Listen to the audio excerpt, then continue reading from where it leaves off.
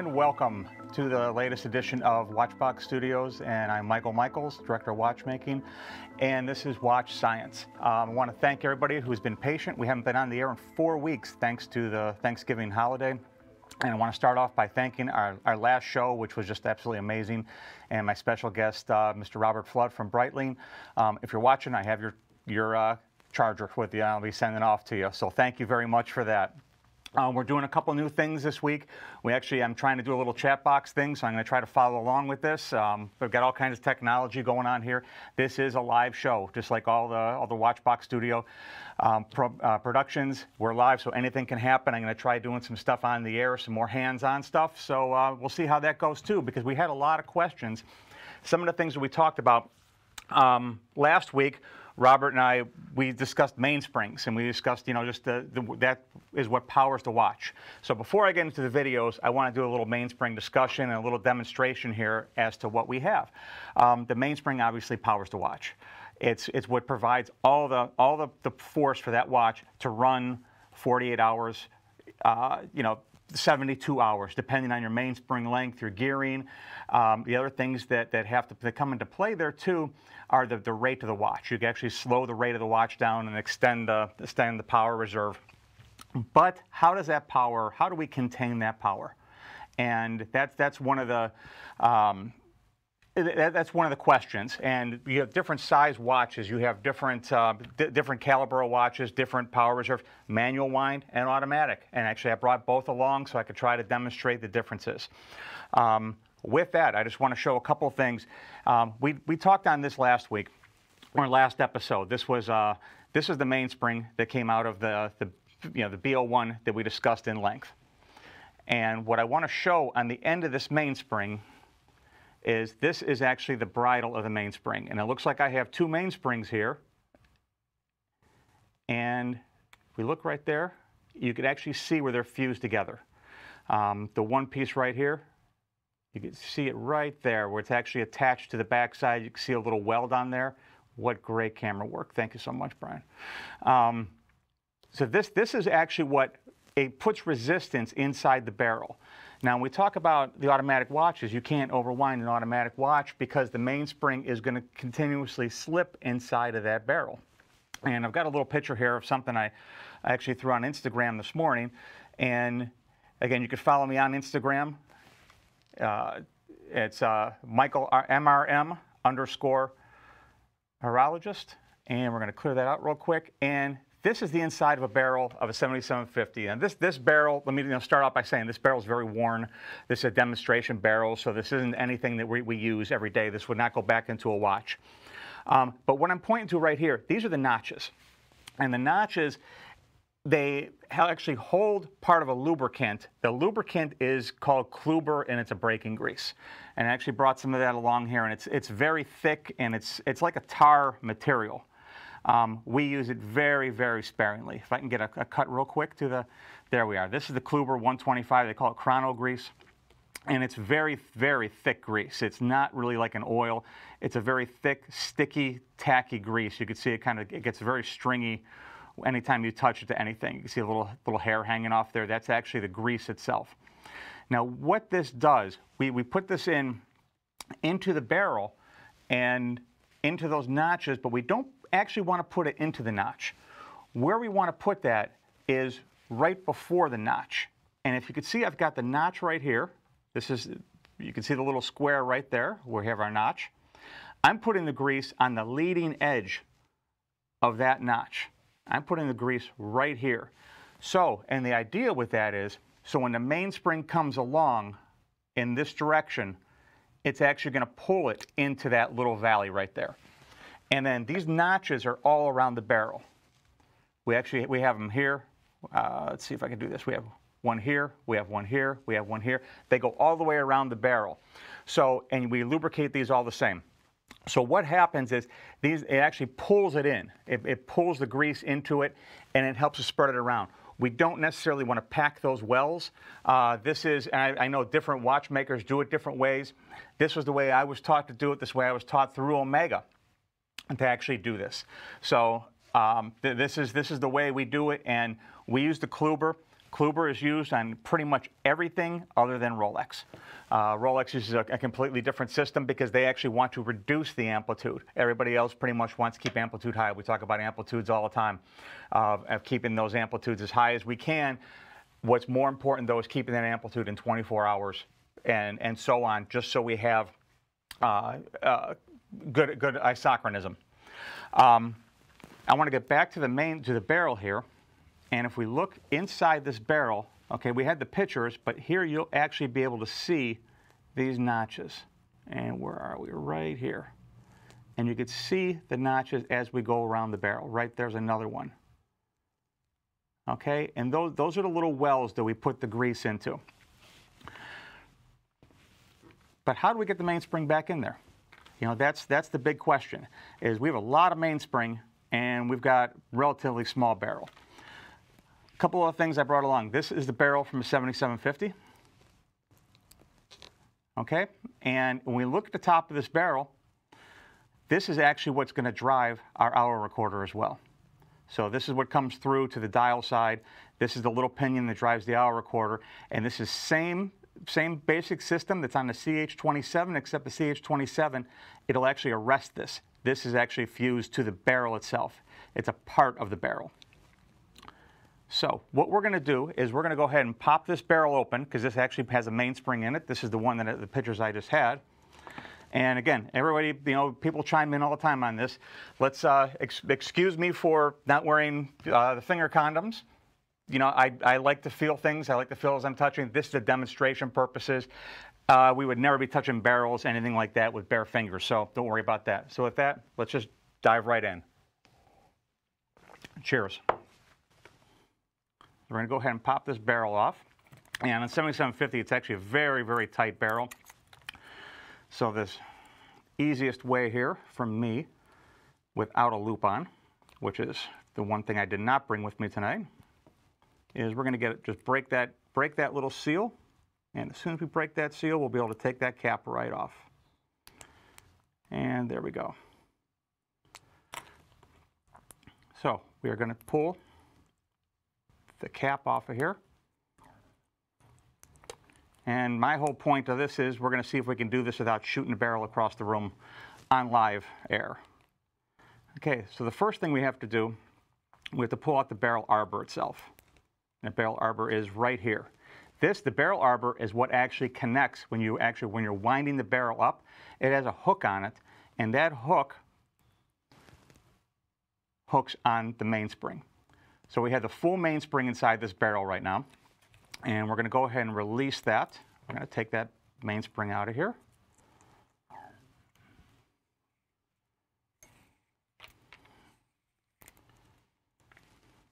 And there's our 7750 mainspring. We have the barrel, we have the barrel arbor. These are your main components right here. So how do we get this mainspring back inside of here? And we use mainspring winders. This is your typical mainspring winder. This is Bergeon. This is very high end. It's specifically designed for 7750. It fits into the barrel. So once the mainspring is wound up, it actually goes in. It has a plunger that will push the mainspring out once it's wound up. This is the handle used for it. I personally don't like using the handles. They kind of get in the way to me. These are exchangeable ends. You could put different winders on here for different calibers. So I brought that for demonstration. Again, I like using these just by hand. So what we're going to do is put our winding arbor on.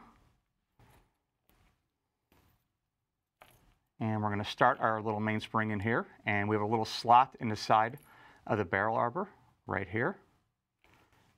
And we wind. And as we wind, we're putting pressure so we don't want it to slip out. And then I'm actually going to use my other finger as a guide just to keep everything straight. Okay, the mainspring's winding up. Then when I come to the bridle, I want to give it a little bend down just to make sure the bridle, everything feeds in correctly. And then we're going to watch the end of that mainspring just disappear right into that winder. And there it goes. We're going to let the tension off of it. I'm going to come back, just give a little support underneath here, just to unhook.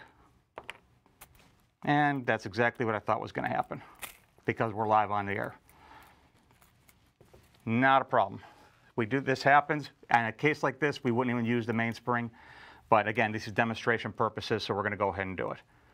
Do this 99 times out of 100. The one time you're live, it's not going to happen. So that's not a problem. And we just get the little kinks taken out. And actually, the one thing you check on this then is if you lay the mainspring flat, if it sits flat, you're okay still. So we're going to go ahead. I'm going to give a quick wind on this. I'm going to talk through it the whole time.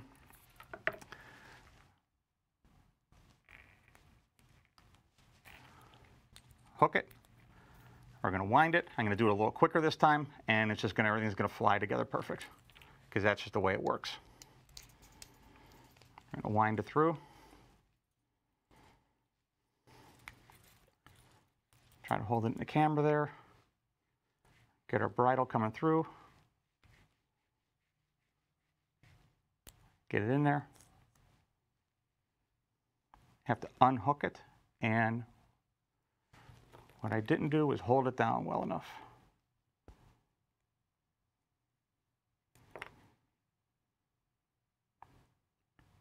And there we are.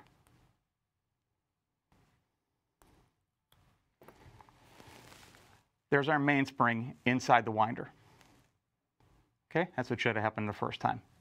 And yes, JBO Surf, Murphy's Law. This is the barrel closing tool. So this is another one of the tools I brought along. And this is what we actually use to assemble the barrels. So we have the barrel in place.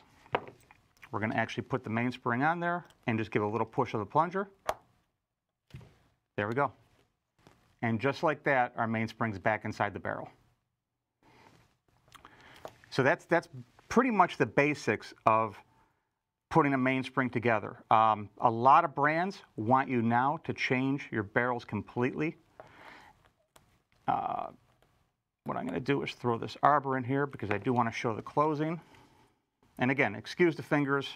This is just demonstration purposes, just to show people how it goes together. We put the arbor on. The lid itself has a little hole that the top of the arbor is going to come through. And whether or not you could hear it or not, I'm not certain. So I'm going to bring this actually close to the microphone. And if you heard a little snap, that is actually the barrel cover closing. The main thing to check after that is going to be our end shake. I like to grab the barrel, the arbor like that, and give it a little play up and down. And as long as you feel a little bit of movement right there, that you have good end shake right there. Without end shake, you don't have freedom inside of the barrel. To give a quick comparison of size, that is the barrel of a 7750. This is the barrel of a 6497. You can see the size difference. They are, this is the 7750 right here. This is the 6497. I'm going to pull that out in a second too because I want to show everybody what a hooked mainspring looks like. This is another barrel, and this is out of a old vintage ladies 533 Elgin that I just happen to have at home, and I wanted to bring that for size comparison. So if you want to look at the size difference, and this one, you see the little slot in this barrel across the top. This is because we have a T-end, and if anyone's ever heard, the expression T-end mainsprings, it has a little slot in the top and a little slot in the bottom, and that mainspring itself actually has a T on it, and it grabs the barrel that way. Never see these anymore. Never see a T-end. But what I want to do is I want to go ahead and open up the 6497 barrel and just demonstrate the size of it. And I'm really going to try not to shoot this one across the room. We got a lot of mainspring in this thing.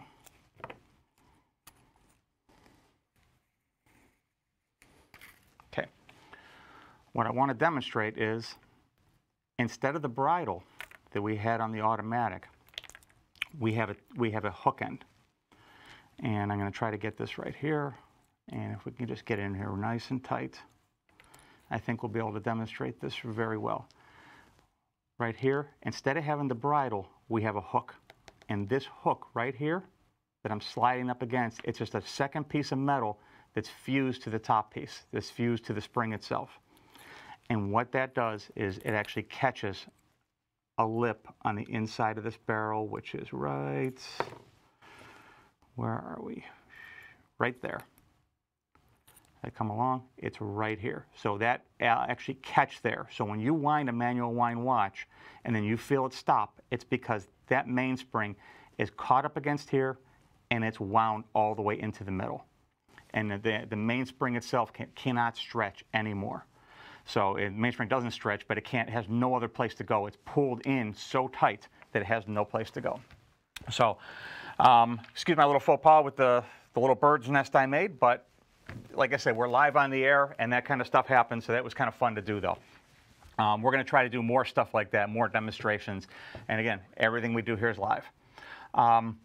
That said, I want to thank everybody who's watching. I want to thank everyone that's tuned in, who's been patient again for the last 4 weeks. I have a question from Andrew Holt. What are the mainsprings made of? Mainsprings now, back when I first started working on watches, we had blue steel. And everyone's heard, I'm sure, heard of blue steel mainsprings. Blue steel was a spring steel. And they were physically blue in color. Those mainsprings, anytime we worked on antique pocket watches, anything like that, vintage watches, we got those out and we put the bimetallic springs in. These springs are white alloy. They're called, that's the name of it, they're white alloy. Exactly what the composition of them is, I'm not 100% certain. One thing I know is we don't like to ultrasonic clean these. I actually run these through our pre-cleaner, and then I use a pre-cleaner as well.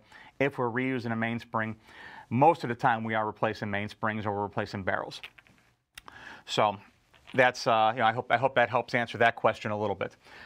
Manual wind watches to automatic, you can't overwind the automatic because you have your bridle inside, you have your manual wind, and it's just going to hook, and that's why it's going to pull, and that's why when you wind it, all of a sudden it starts feeling tighter, and then bam, it's tight.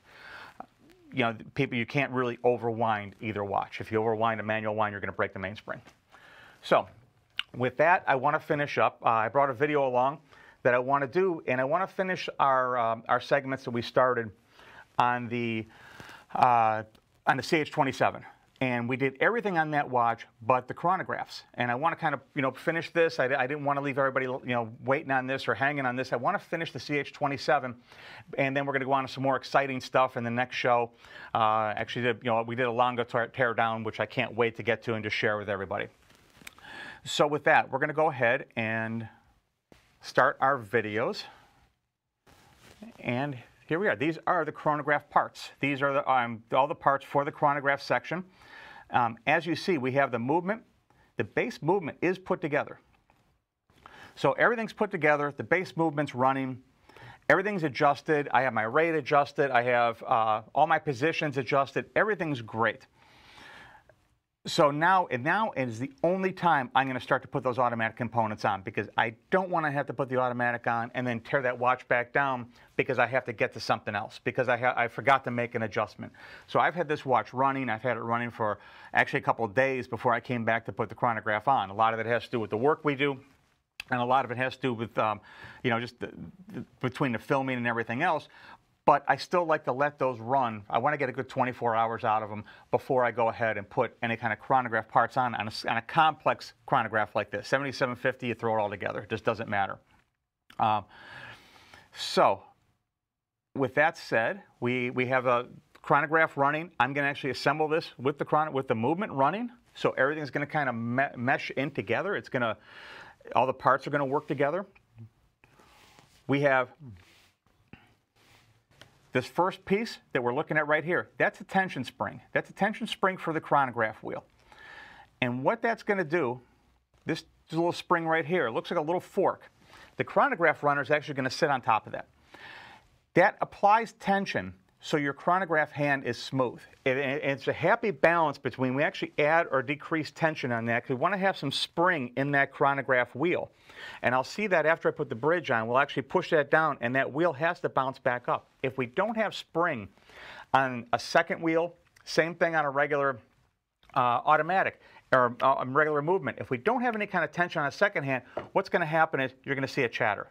It's going to be fine coming up the backside because you have the gravity on it. But once it gets past 12, it's going to come down. It's just going to chatter. So we don't want that. So that we need a little bit of tension, not too much to where we kill amplitude, but we need tension on that anyway. I do want to stop 1 second. I do have a question from Jeff. What do I think of the Omega 8900 and other coaxial movements? I've talked about these. I love Omega. I love the 8500 and up. When they came out with that movement, once they got the bugs worked out of it, it's absolutely fantastic movement. Dual barrel, beautiful to service. It's just a great movement. I really, really appreciate that. You know, I appreciate working on those, and I appreciate the feedback and comments we get when we see the 8500s. Real quick, we have another question. JBO Surf, do I work on lower end watches? I just think, wow, you know, this movement's way better than I thought it would be. Yes. Yeah, we do see lower end movements. It depends on what you call lower end movement now. There's some stuff that's being produced now that's just absolutely beautiful. There's stuff being produced, and I won't name names, that I don't like to work on. It looks too mass produced, stamped parts, stuff like that.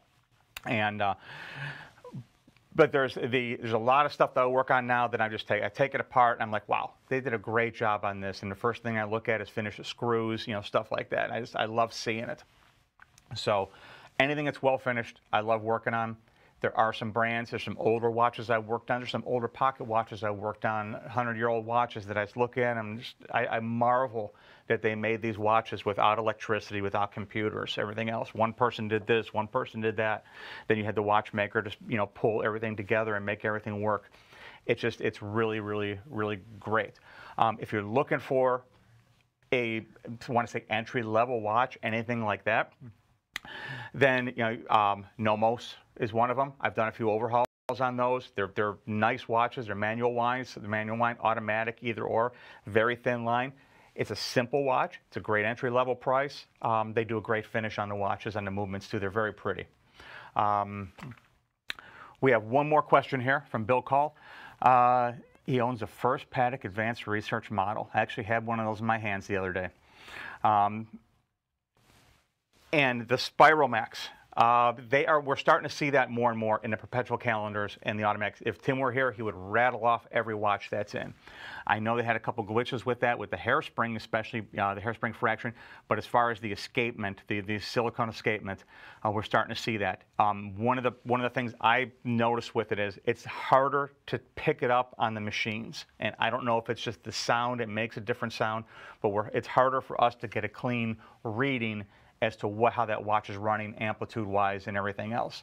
But the Advanced Research, Patek Advanced Research, they're just absolutely beautiful pieces. And when you pick one up and you flip that back over and you see that little magnifier on there, you know you have something really special. So congratulations. I want to jump back in here real quick. We'll come back to some questions in a minute. But I do want to jump in here and continue with a little bit of the build-up here. I'm going to lay the chronograph wheel in here first. And again, when I put the chronograph wheel in, I'm going to be checking the spring tension a few different ways, a few different times. The first thing I'm doing, and I'm putting a little drop of 90-10 here. It's on one of the two fingers. I'm putting drop 90-10. That's just a little bit of lubrication because that wheel is going to be, when the chronograph's running, we have a lot of friction. We have spring to metal friction there. When you talk about the 861, it has essentially the same composition, except that spring is coated. It has a green Teflon coating on there, which is like a self-lubricating coating that's on that. So we don't lubricate those. This is the minute recorder. And the minute recorder, again, this is way different than the 1861, being the 321, the CH27. The minute recorder drops in, no lubrication. Minute recorder, no lubrication whatsoever. All it does is it trips once a minute. There's no drag on that. What you're going to see as I'm pushing this down, you'll actually see the spring tension because I'm holding it in place. As I'm putting a little bit of red grease on the HP grease on the hearts. And so I'm doing that so when the hammer comes down, it's actually going to slide across the hearts and give me a nice smooth reset to zero. This is the chronograph bridge. And again, if you want to talk about the 1861, the difference is on the chronograph bridge itself, the minute jumper is actually on the underside of the chronograph bridge. and it just all goes together in one piece. This is a little different. We have a 3-piece minute recorder jumper. The jumper's actually, and it actually has an eccentric for adjustments too. So I'm just putting the bridge down and making sure everything goes down nice and flat. All the jewels are lined up, that everything drops down. And as you can see, it's very delicate work. It's a delicate movement, and I'm just doing my best just to keep this movement as pristine as I can.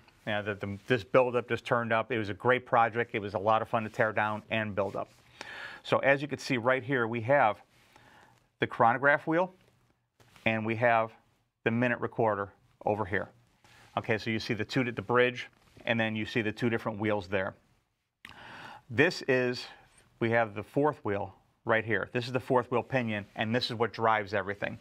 So we're going to have a separate wheel that's going to live right there, that's going to actually engage or disengage, and that's what's going to drive everything. When we get to the minute recorder itself has a finger on the end of it that's actually going to trip an intermediate wheel that's going to actually drive your minute jumper. So there's a lot of little parts in there, and everything's got to be married together perfect, and we're dealing with, the only thing we're not dealing with our eccentrics is on the 2 jewels, on the 2 wheels. That's the only thing that's not adjustable. Okay, so let's continue on. And we are, again, every time I stop, every time I do anything, I've got to check function. I've got to make sure we don't have anything holding up. I want to make sure my spring tension's correct. And then we'll jump forward, and let's see if we can pick up a little bit here. This is the brake. So when we talk about a brake, what does a brake do? When you stop a chronograph, the last thing you want to happen is the hands to keep moving. So when you go into your stop position, the first thing that happens is your brake comes down and just lays against your wheels. And that stops the chronograph hand from moving. There's adjustments on these. You have spring tension. When you start the chronograph, it pulls the brake out of the way. That's the first function. When you stop the chronograph, the brake is going to drop down, and it's going to lay against that side of that wheel.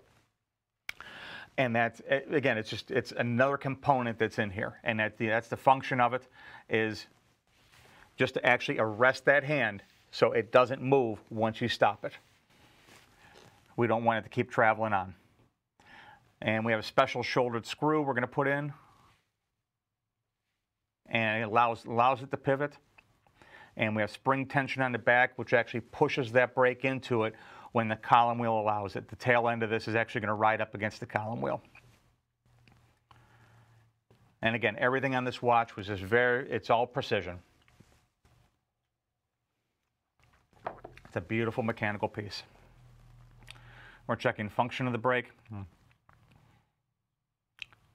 I have to tuck everything in, make sure everything is lined up perfectly, make sure everything's flat, make sure you saw a little bit of spring tension right there. And then we'll just tighten it down. And again, the main thing with these watches is, as you're putting them together, is check functions as you're doing it. You don't want to just put parts together. Like, you're asking yourself, what is this supposed to do? What does it do? What doesn't it do? Is it performing the way it's supposed to perform? Is it performing the way it's designed to perform? So that's, it's a lot goes into it.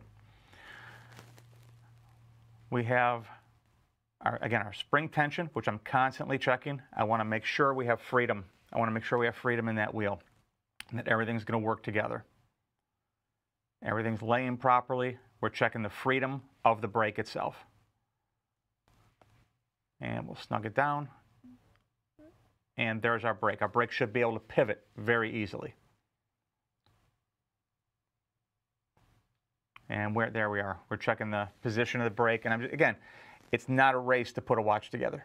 You want it to put it together once. You want to put it together right.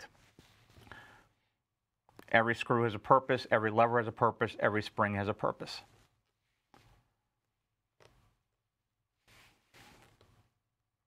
Okay, we'll try to jump forward just a little bit here. This is the fun part. This is our minute jumper. This is one portion of our minute. No, I'm sorry, this is our operating lever hook. I'm sorry, the CH27 has a two-piece operating lever. You have our operating lever, and it actually sits into a hole on the hook. And the hook itself is just a finger, and it pulls that cam, Every time you actuate that operating lever, it's going to pull the cam. Special shoulder screws again. And it's, again, there's only one screw that goes in the right place. So if you don't have those right, it's not going to work. Everything's going to bind up. So this is our operating lever now. And if we look at this real quick, we have the operating lever that's here. And the finger is right here. And what that's going to do is with the column wheel right here, every time we depress the operating lever, we're going to depress here, and it's going to, the pivot is here, so it's going to actually pull this way. It's going to pull out. And as it pulls out, our column wheel, which is here, is going to rotate.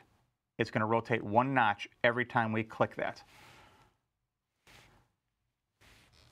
And let's see, I'm going to get into actually operating it here in a second.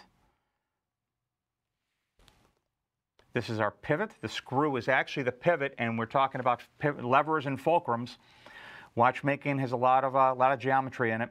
Levers and fulcrums, we have a long lever, we have a short fulcrum, and that's where we get our smoothness from. If the screw is the other way around, it would just take so much travel and everything just to operate it. We have our tension spring here. We're throwing our little tension spring in with the proper screws. Yep, throw that out.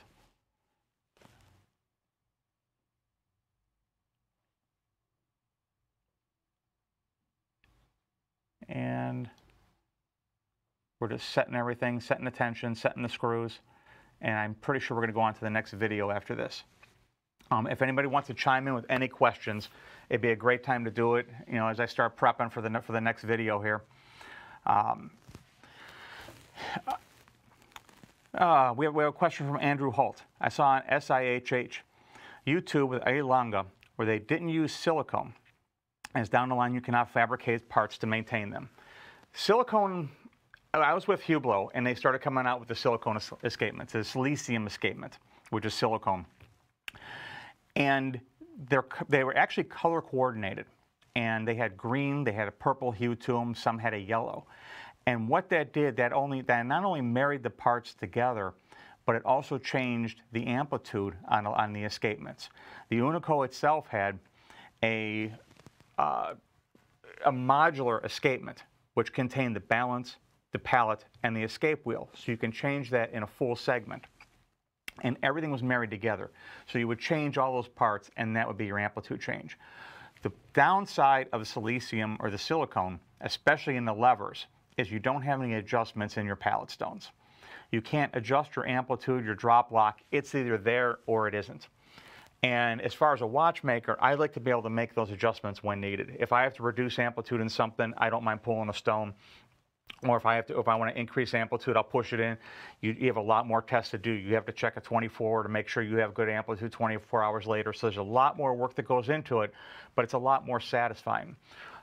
When I took my exam for Chopard in Fleurier, I actually had to build pallets and put stones in, and they had to be for 260 degrees, 270 degrees, 280 degrees, 290, up to 300 degrees amplitude, and they would take those pallets and put them in the same watch, and I had to be within a few degrees each one, and that was all done by adjusting the stones.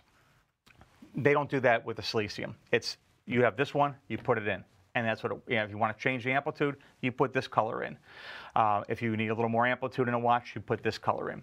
So it does take away a little bit from the watchmakers. It's technology. The reason they're using it, everything I've read about it, is there's no lubrication. So you have, and reduced friction, because you have silicone, which is ceramic, and it rides so hard on each other. But I've also seen them chip. I've seen ceramic hairsprings, silicone hairsprings broken.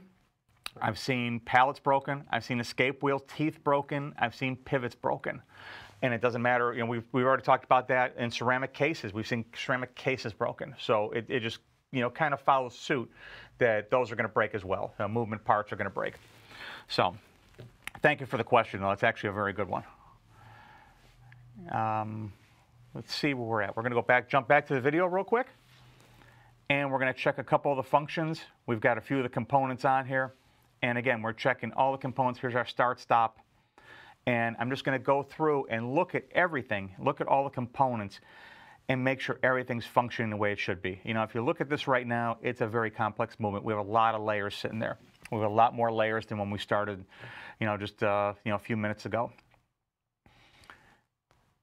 I'm checking tension on the springs. I'm checking tension on that center wheel and the chrono wheel. I want to make sure everything is completely free. I want to make sure after that minute recorder jumper jumps that the minute wheel itself is free, that there's nothing restraining it. And this is the jumper parts. And these are the jumper parts that I'm putting in. And this is where it greatly varies from the 1861. Where I mentioned the 1861, the components live underneath the bridge. They have a little spring, very simple. These are actually 3 different components. If you count the screw, you have 1 lever, and the lever is actually attached to an eccentric. It has a mount, a screw mount, and it has an eccentric on the backside. And while I'm doing that, I'm going to try to answer a question here. Would playing the guitar have any debilitating effects on a watch? This comes from Philip to Blues. I don't believe so. What could have an effect on the watch, though, is the amplifiers, and it's because of the magnets. So what I would do is be sure you don't kind of, hang out, you don't want to be around the magnets. And there we go. We got a great answer. Thank you. Thank you, Tim. But no, actually, Tim plays guitar too, so I don't see anything wrong with that. There are different things. We could tell. We talked about it before. I could tell if somebody wears a Rolex if they golf. By where the hairspring is when watch comes in for service after 3-4 years. The hairspring's always in the same place because they golf with the watch on. So stuff like that, more of shock things, yes, but not. I don't see anything. Anything go south on that. And we're just kind of touching things up here. There are some adjustments. I've made adjustments as I'm putting this together. Where are we going here? This is what I wanted to get to right here. This is the dial side. We still have to attach the parts for the dial side for the minute recorder. So when we put the minute recorder on, the levers will actually start and stop and engage and disengage. This is a brake right here. This brake does the exact same thing as the brake on the other side. It holds the minute recorder wheel. It stops the minute recorder wheel when we shut that chronograph off. Otherwise, that minute recorder will just keep going. It just puts friction against the side of the wheel. We have the minute recorder wheel is right here, and it's driving directly off of the mainspring barrel. And this is our brake right here that just is going to lay up against the side of it. Spring tension is going to hold it. It's a simple design, lots of levers, and again, we're just checking freedom, checking functions. And you'll actually see this come into play now. And that's it right there. That's the lever. Again, it just lays up against that wheel, stopping it. When we want it to come out of the way, this is the hammer I just pulled down. When the hammer comes down, it actually lifts that out of the way. So you have either that spring is laying against it, the lever's laying against it, or the hammer itself lifts it out of the way to ease on the reset. And I'm going to go ahead and throw the hour wheel on because on this model, the hour wheel is actually captured underneath some of the levers. And once the hour wheel is on, it will not fall off. And we're going to put the rest of the springs on. And we'll see if we have a finished shot of the top of this. And that's what I wanted to see. And this is actually the finished shot of the movement itself. We have all the components here. The movement's in its housing, its movement ring. We can check all the functions here. The movement no longer fits in the movement holder. We're going to check function, start, stop, reset. I'm going to check them. I'm checking the depths. I'm checking any adjustments I have to make, any of the eccentrics. The eccentrics come into play. The eccentrics do 2 things. They allow something to come back to a certain range, and they allow something to drop a certain range. We're talking about depthing of teeth. If the eccentrics, we're going to make those adjustments because we don't want those teeth to bottom out because that'll kill amplitude, and we don't want them to miss because then the wheels will they could either get stuck on the tips or they'll actually slide by. And so it's a fine line, and a lot of these adjustments are done under a microscope, just to make sure everything functions correctly. We look at this stuff, we look at it over and over again, because when we close the watch up and recase the watch, we don't want to have any problems with it. So the quality control goes in before or as we're working on the watch. The functions are checked, especially on an overhaul on a complex movement like this. When you start putting perpetual calendars and flybacks on top of this movement, then you have new problems, and new things you have to watch. That's why buildups take so long. That's why overhauls, as much as I hate to say it, cost as much as they do. Everybody wants their watch fixed quickly. We have so much that goes into it. With that, we're pretty much done with the CH27. We're done with the buildup of the CH27. I'm not going to go into dialing. I'm not going to go into that kind of stuff, because dialing a chronograph is dialing a chronograph. What I do want to ask, though, is we've got a new show coming up in 2 weeks. Please send your questions, send your comments, send your questions, any ideas. I'd be glad to answer them. I love doing stuff on the air. I actually want to do a teardown. I want to do it live. I don't want to do it taped. I could actually talk through it that way. So any ideas, anything anybody wants to see, throw it out there. If we can do it, we'll find a way to make it happen. And with that, I want to thank everybody, every one of you, for watching. And to everybody that helped me out down here, thank you so much. I couldn't do it without you guys. Cheers.